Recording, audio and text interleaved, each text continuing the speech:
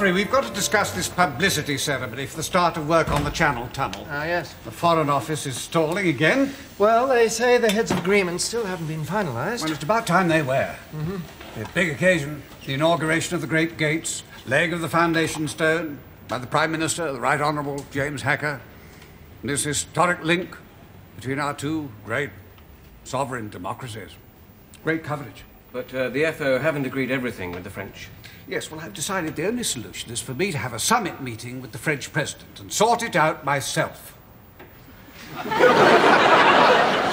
I had no idea that you were considering such a stimulating approach.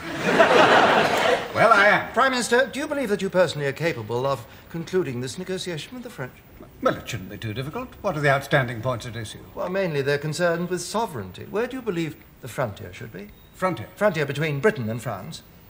Well, what's wrong with wherever it is now? 3-mile limit. Who would own the middle of the tunnel? You see, the British position is that we should own half each. Yeah, that seems fair. Yes, well, the only thing is the French don't think it's fair. They want the frontier to be at Dover. Oh, that's ridiculous. And who would have sovereignty over the trains? You see, if a crime was committed on a French train in the British sector, who would have jurisdiction, the British or the French? Oh, the British. Well, no, the French. No, the British. And if a body was pushed out of a British train in the French sector, who would have jurisdiction? Well, the French. No, the British. You see, if a British lorry was loaded onto a French train in the British sector, who would have jurisdiction? Well, the British lorry. The British. Or the French. Could criminal jurisdiction be divided into two legs, home and away? Yes, thank you, Bernard. Should we have a frontier post in the middle of the tunnel? Well, yeah. Halfway no. across? No? No. Or should we have customs and immigration clearance at one end or the other, or both ends?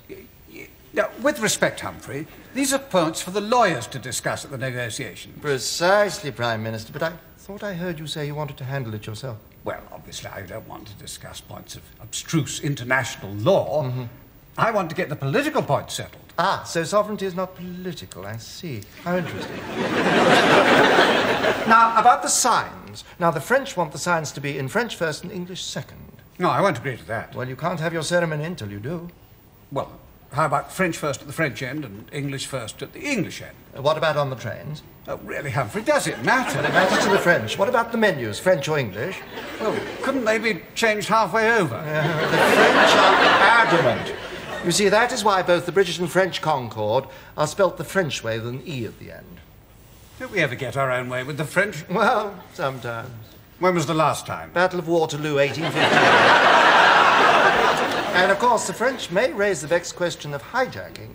Hijacking? Now, what if terrorists were to hijack the train and threaten to blow up the train and the tunnel? Oh, let's give the French jurisdiction over the whole lot. That way it's their problem. See, Prime Minister, if you had been handling the negotiations, you would have just handed everything over to the French. But I personally believe that the French will come up with some totally underhand ploy to gain the advantage. But no doubt you've already anticipated that, Prime Minister. Yeah, on second thoughts, I don't think it's necessary for me to conduct these negotiations personally. If humiliating concessions are going to have to be made, I'd rather the Foreign Secretary made them. Very wise, Prime Minister.